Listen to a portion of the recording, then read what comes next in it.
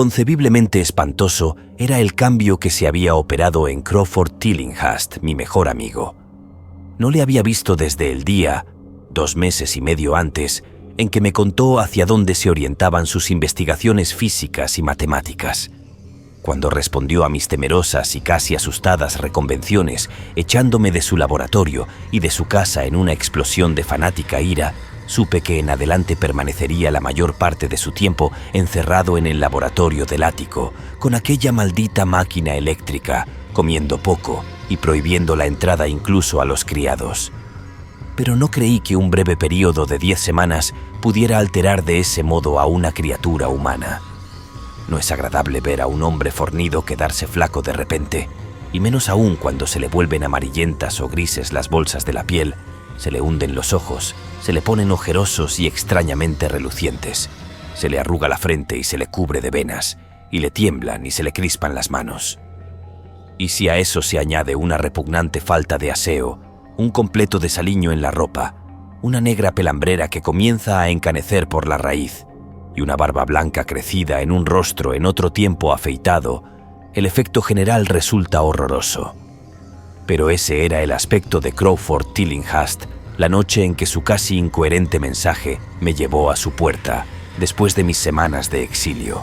Ese fue el espectro que me abrió temblando, vela en mano, y miró furtivamente por encima del hombro como temeroso de los seres invisibles de la casa vieja y solitaria, retirada de la línea de edificios que formaban Benevolent Street. Fue un error que Crawford Tillinghast se dedicara al estudio de la ciencia y la filosofía. Estas materias deben dejarse para el investigador frío e impersonal, ya que ofrecen 2 alternativas igualmente trágicas al hombre de sensibilidad y de acción: la desesperación si fracasa en sus investigaciones y el terror inexpresable e inimaginable si triunfa.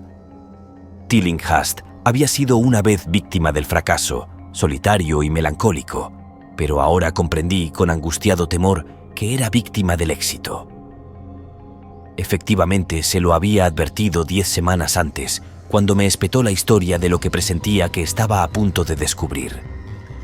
Entonces se excitó y se congestionó, hablando con voz aguda y afectada, aunque siempre pedante. ¿Qué sabemos nosotros del mundo y del universo que nos rodea? Nuestros medios de percepción son absurdamente escasos, y nuestra noción de los objetos que nos rodean infinitamente estrecha. Vemos las cosas solo según la estructura de los órganos con que las percibimos, y no podemos formarnos una idea de su naturaleza absoluta. Pretendemos abarcar el cosmos complejo e ilimitado con 5 débiles sentidos, cuando otros seres dotados de una gama de sentidos más amplia y vigorosa, o simplemente diferente, podrían no solo ver de manera muy distinta las cosas que nosotros vemos, sino que podrían percibir y estudiar mundos enteros de materia, de energía y de vida que se encuentran al alcance de la mano, aunque son imperceptibles a nuestros sentidos actuales.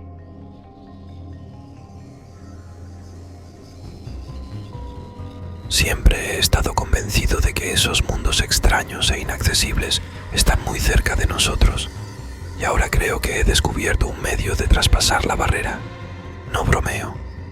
Dentro de 24 horas, esa máquina que tengo junto a la mesa generará ondas que actuarán sobre determinados órganos sensoriales existentes en nosotros en estado rudimentario o de atrofia. Esas ondas nos abrirán numerosas perspectivas ignoradas por el hombre, algunas de las cuales son desconocidas para todo lo que consideramos vida orgánica. Veremos lo que hace aullar a los perros por las noches y enderezar las orejas a los gatos después de las 12. Veremos esas cosas y otras que jamás ha visto hasta ahora ninguna criatura. Traspondremos el espacio, el tiempo y las dimensiones, y sin desplazamiento corporal alguno, nos asomaremos al fondo de la creación. Cuando oí a Tillinghast decir estas cosas, le amonesté, porque le conocía lo bastante como para sentirme asustado, más que divertido. Pero era un fanático y me echó de su casa.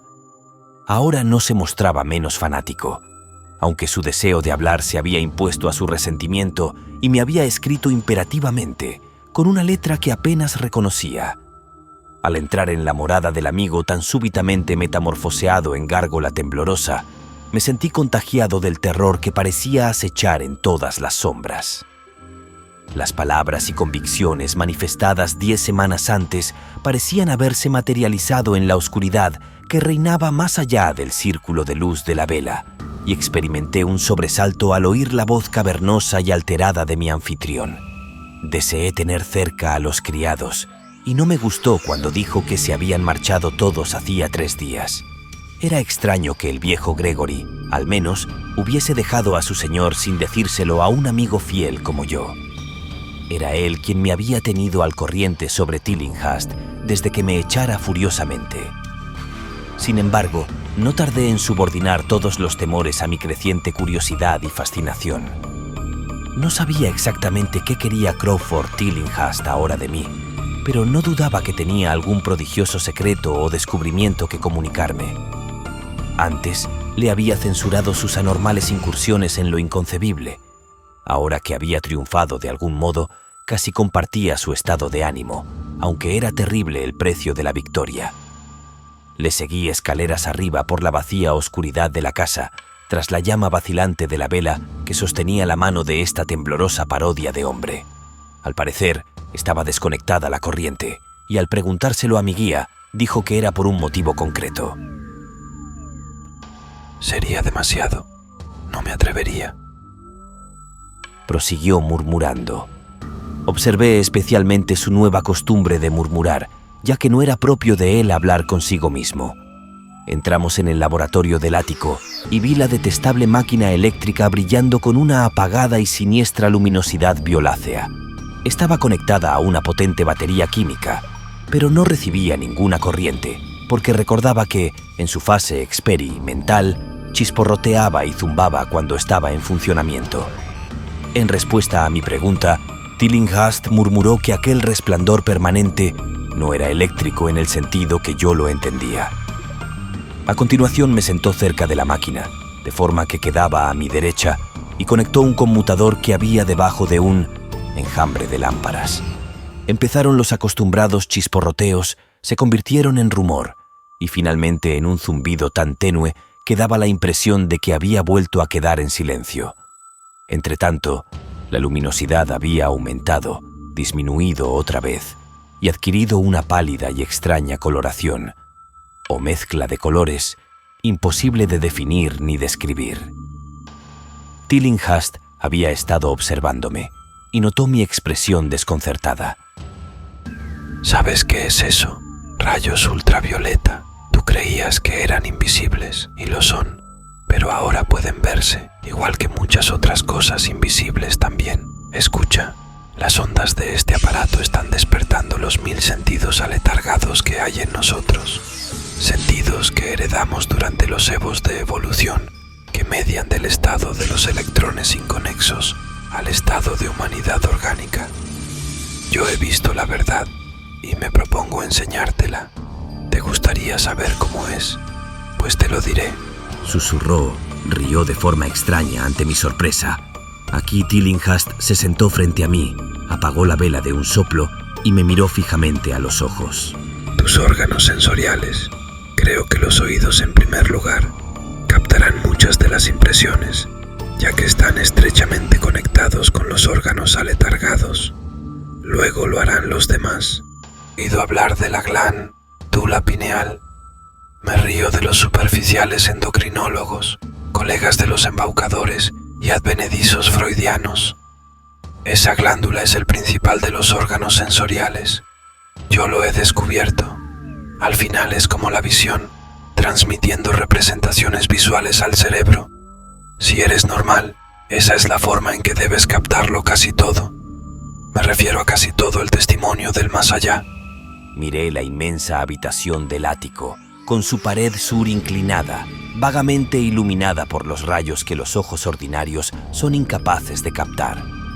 Los rincones estaban sumidos en sombras, y toda la estancia había adquirido una brumosa irrealidad que emborronaba su naturaleza e invitaba a la imaginación a volar y fantasear. Durante el rato que Tillinghast estuvo en silencio, me imaginé en medio de un templo enorme e increíble de dioses largo tiempo desaparecidos. de un vago edificio con innumerables columnas de negra piedra que se elevaban desde un suelo de losas húmedas hacia unas alturas brumosas que la vista no alcanzaba a determinar. La representación fue muy vívida durante un rato, pero gradualmente fue dando paso a una concepción más horrible, la de una absoluta y completa soledad en el espacio infinito, donde no había visiones ni sensaciones sonoras. Era como un vacío, nada más, y sentí un miedo infantil que me impulsó a sacarme del bolsillo el revólver que de noche siempre llevo encima, desde la vez que me asaltaron en East Providence. Luego, de las regiones más remotas, el ruido fue cobrando suavemente realidad. Era muy débil, sutilmente vibrante, inequívocamente musical, pero tenía tal calidad de incomparable frenesí que sentí su impacto como una delicada tortura por todo mi cuerpo. Experimenté la sensación que nos produce el arañazo fortuito sobre un cristal esmerilado. Simultáneamente, noté algo así como una corriente de aire frío que pasó junto a mí, al parecer en dirección al ruido distante. Aguardé con el aliento contenido y percibí que el ruido y el viento iban en aumento, produciéndome la extraña impresión de que me encontraba atado a unos raíles por los que se acercaba una gigantesca locomotora. Empecé a hablarle a Tillinghast e instantáneamente se disiparon todas estas inusitadas impresiones. Volví a ver al hombre, las máquinas brillantes y la habitación a oscuras. Tillinghast sonrió repulsivamente al ver el revólver que yo había sacado casi de manera inconsciente. Pero por su expresión comprendí que había visto y oído lo mismo que yo, si no más. Le conté en voz baja lo que había experimentado y me pidió que me estuviese lo más quieto y receptivo posible. No te muevas, porque con estos rayos pueden vernos, del mismo modo que nosotros podemos ver. Te he dicho que los criados se han ido, aunque no te he contado cómo. Fue por culpa de esa estúpida ama de llaves. Encendió las luces de abajo, después de advertirle yo que no lo hiciera, y los hilos captaron vibraciones simpáticas. Debió de ser espantoso. Pude oír los gritos desde aquí, a pesar de que estaba pendiente de lo que veía y oía en otra dirección. Más tarde, me quedé horrorizado al descubrir montones de ropa vacía por toda la casa. Las ropas de la señora Opdyke estaban en el vestíbulo, junto a la llave de la luz. Por eso sé que fue ella quien encendió. Pero mientras no nos movamos, no correremos peligro. Recuerda que nos enfrentamos con un mundo terrible en el que estamos prácticamente desamparados. No te muevas. El impacto combinado de la revelación y la brusca orden me produjo una especie de parálisis, y en el terror mi mente se abrió otra vez a las impresiones procedentes de lo que Tillinghast llamaba el más allá. Me encontraba ahora en un vórtice de ruido y movimiento acompañados de confusas representaciones visuales. Veía los contornos borrosos de la habitación, pero de algún punto del espacio parecía brotar una hirviente columna de nubes o formas imposibles de identificar que traspasaban el sólido techo por encima de mí a mi derecha. Luego volví a tener la impresión de que estaba en un templo, pero esta vez los pilares llegaban hasta un océano aéreo de luz, del que descendía un rayo cegador a lo largo de la brumosa columna que antes había visto. Después, la escena se volvió casi enteramente calidoscópica, y en la mezcolanza de imágenes, sonidos e impresiones sensoriales inidentificables, sentí que estaba a punto de disolverme o de perder, de alguna manera, mi forma sólida. Siempre recordaré una visión deslumbrante y fugaz. Por un instante, me pareció ver un trozo de extraño cielo nocturno poblado de esferas brillantes que giraban sobre sí, y mientras desaparecía, vi que los soles resplandecientes componían una constelación o galaxia de trazado bien definido. Dicho trazado correspondía al rostro distorsionado de Crawford Tillinghast. Un momento después, sentí pasar unos seres enormes y animados, unas veces rozándome y otras caminando o deslizándose sobre mi cuerpo supuestamente sólido, y me pareció que Tillinghast los observaba como si sus sentidos, más avezados, pudieran captarlos visualmente. Recordé lo que había dicho de la glándula pineal y me pregunté qué estaría viendo con ese ojo preternatural. De pronto, me di cuenta de que yo también poseía una especie de visión aumentada. Por encima del caos de luces y sombras, se alzó una escena que, aunque vaga, estaba dotada de solidez y estabilidad. Era en cierto modo familiar, ya que lo inusitado se superponía al escenario terrestre habitual, a la manera como la escena cinematográfica se proyecta sobre el telón pintado de un teatro. Vi el laboratorio del ático, la máquina eléctrica y la poco agraciada figura de Tillinghast enfrente de mí, pero no había vacía la más mínima fracción del espacio que separaba todos estos objetos familiares. Un sinfín de formas indescriptibles, vivas o no, se mezclaban entre medias en repugnante confusión, y junto a cada objeto conocido se movían mundos enteros y entidades extrañas y desconocidas. Asimismo, parecía que las cosas cotidianas entraban en la composición de otras desconocidas y viceversa. Sobre todo, entre las entidades vivas había negrísimas y gelatinosas monstruosidades que temblaban flácidas en armonía con las vibraciones procedentes de la máquina.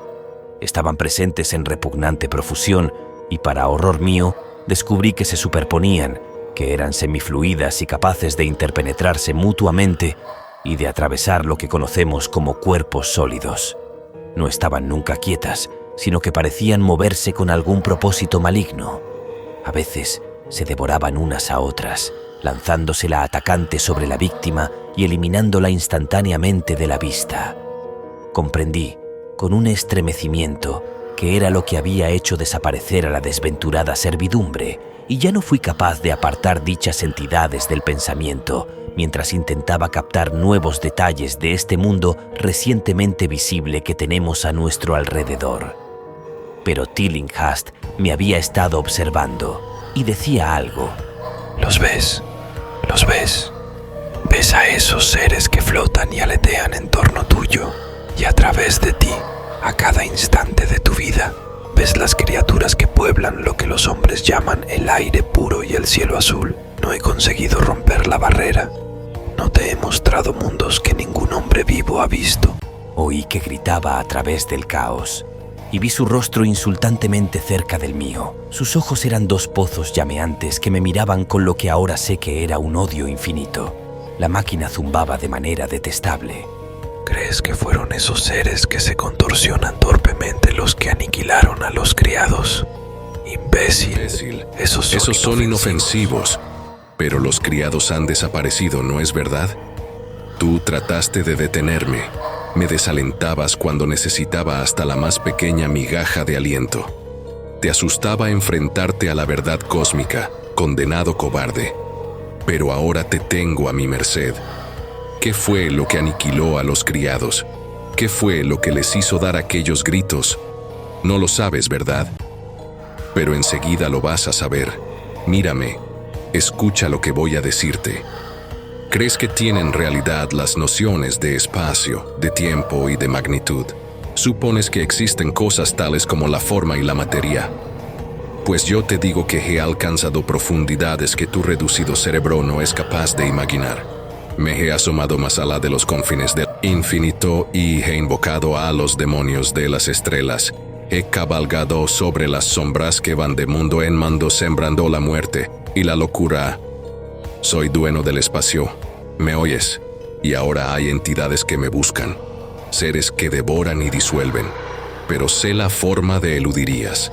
Es a ti a quien cogerán, como cogieron a los criados. ¿Se remueve el Señor? Te he dicho ya que es peligroso moverse. Te he salvado antes al advertirte que permanecieras inmóvil, a fin de que vieses más cosas y escuchases lo que tengo que decir. Si te hubieses movido, hace rato que se habrían arrojado sobre ti. No te preocupes, no hacen daño, como no se lo hicieron a los criados. Fue el verlos lo que les hizo gritar de aquella forma a los pobres diablos. No son agraciados, mis animales favoritos. Vienen de un lugar cuyos cánones de belleza son muy distintos. La desintegración es totalmente indolora, te lo aseguro. Pero quiero que los veas. Yo estuve a punto de verlos, pero supe detener la visión. ¿No sientes curiosidad? Siempre he sabido que no eras científico. Estás temblando. temblando de ansiedad por ver las últimas entidades que he logrado descubrir. ¿Por qué no te mueves entonces? ¿Estás cansado? Bueno, no te preocupes, amigo mío, porque ya vienen. Mira, mira, maldito.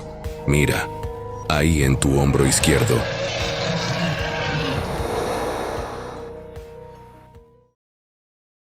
Lo que queda por contar es muy breve, y quizá lo sepáis ya por las notas aparecidas en los periódicos. La policía oyó un disparo en la casa de Tillinghast y nos encontró allí a los dos, a Tillinghast muerto y a mí inconsciente.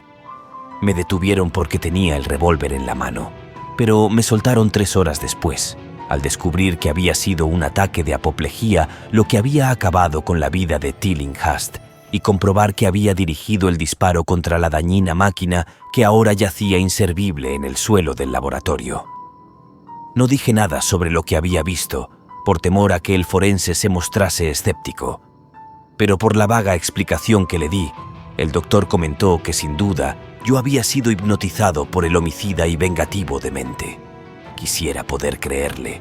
Se sosegarían mis destrozados nervios si dejara de pensar lo que pienso sobre el aire y el cielo que tengo por encima de mí y a mi alrededor. Jamás me siento a solas ni a gusto, y a veces, cuando estoy cansado, tengo la espantosa sensación de que me persiguen. Lo que me impide creer en lo que dice el doctor es este simple hecho: que la policía no encontró jamás los cuerpos de los criados que dicen que Crawford Tillinghast mató.